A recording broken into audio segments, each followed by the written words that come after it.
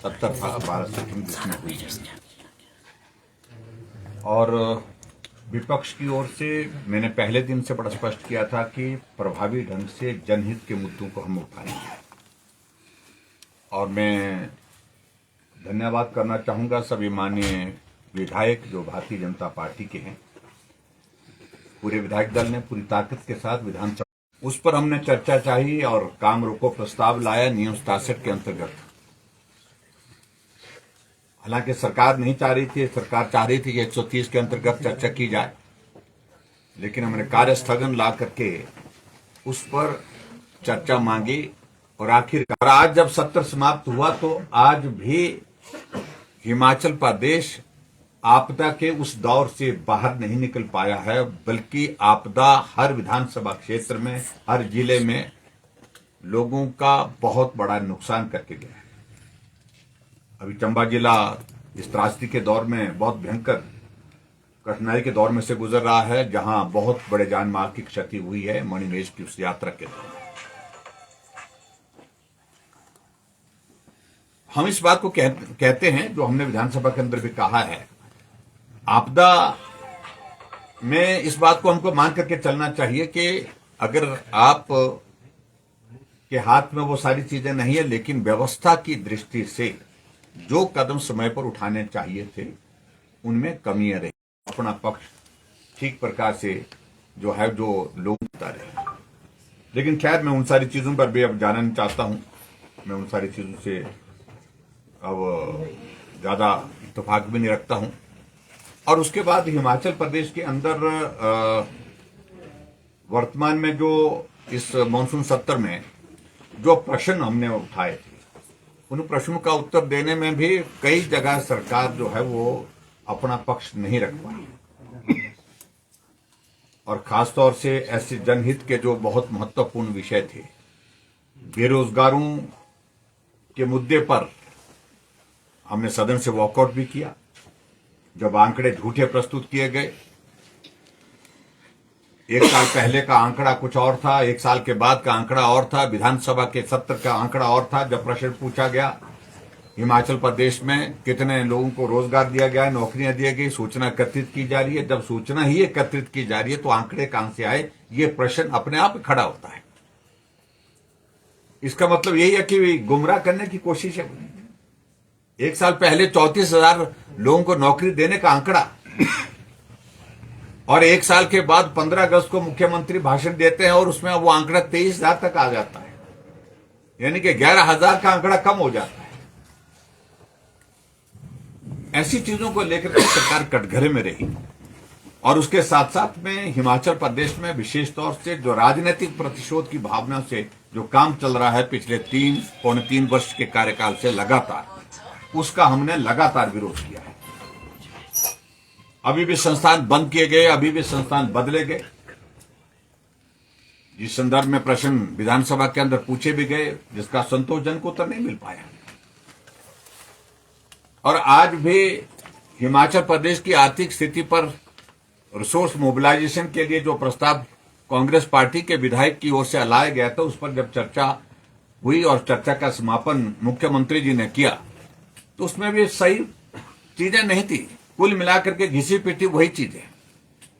3 साल का सरकार का कार्यकाल कांग्रेस का पूरा होने जा रहा है, लेकिन 3 चीजें गिनाने के लिए सरकार के पास नहीं है।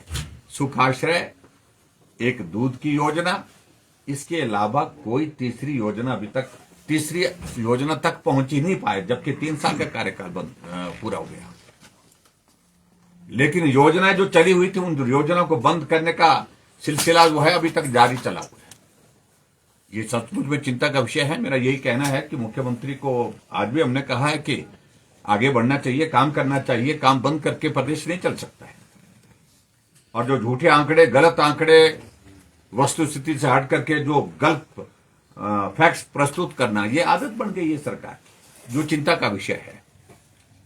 और आज एक बहुत महत्वपूर्ण विषय पर जहां प्रश्न लगा था, पहला ही प्रश्न, वो तो विचित्र परिस्थिति थी। प्रश्न विपक्ष के विधायक आशीष शर्मा का था। उस प्रश्न पर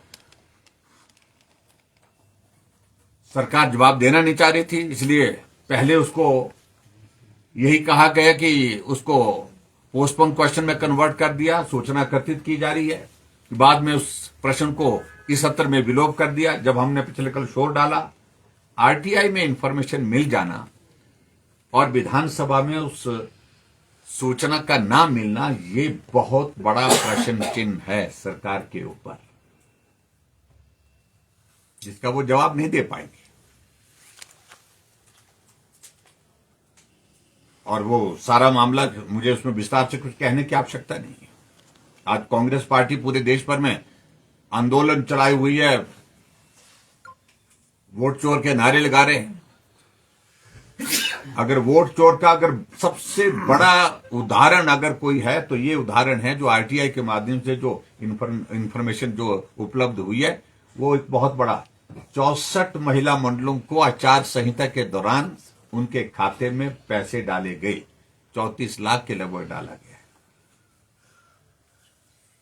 और स्वाभाविक रूप से चुनाव को प्रभावित करने वाला कार्य था। मैं उस पर ज्यादा टिप्पणी नहीं करना चाहता हूं। और थोड़ा वो मुझे जानकारी मिली अब कि वो मामला जो है माननीय उच्च न्यायालय के इसमें भी चला गया है। मैं उस पर ज्यादा टिप्पणी अब करना नहीं चाहता क्योंकि अब सब जुडिस है मामला, तो इतना ही मैं कहना चाहता हूं। लेकिन कोई भी कसर नहीं छोड़ी। भ्रष्टाचार की सारी सीमाएं टूट गई।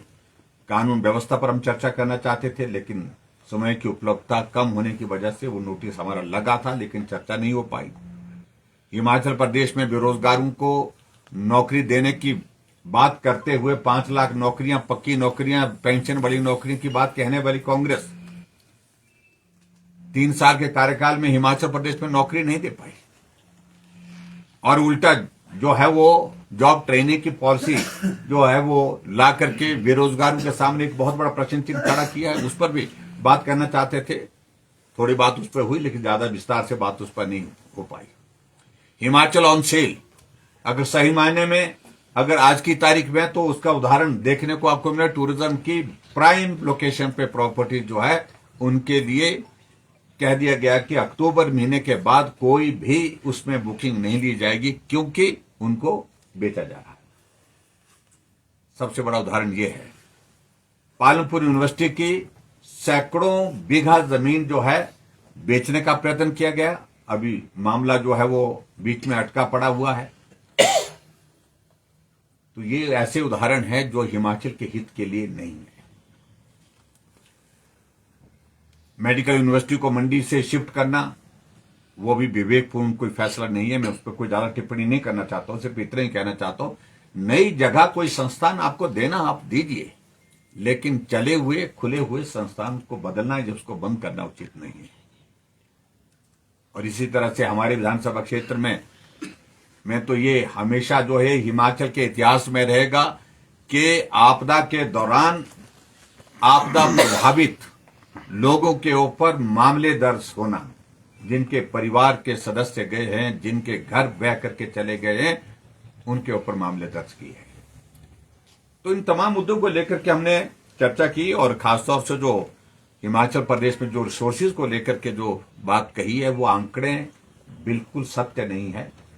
मेरी जानकारी के मुताबिक जो आंकड़े उन्होंने कहा कि 40% की इंक्रीज हमारे रेवेन्यू में एक्साइज के माध्यम से पहले फाइनेंशियल ईयर में आई, जो सत्य नहीं है, बहुत कम है वो। और दूसरी बात मैं ये कहना चाहता हूं कि जो इनने ऑक्शन की है जो शराब के ठेके, उसमें अभी तक रिकवरी कितनी आने को बाकी है। जो आंकड़ा ये जिक्र कर रहे हैं हिमाचल प्रदेश की विधानसभा के अंदर, वो आंकड़ा सही नहीं है।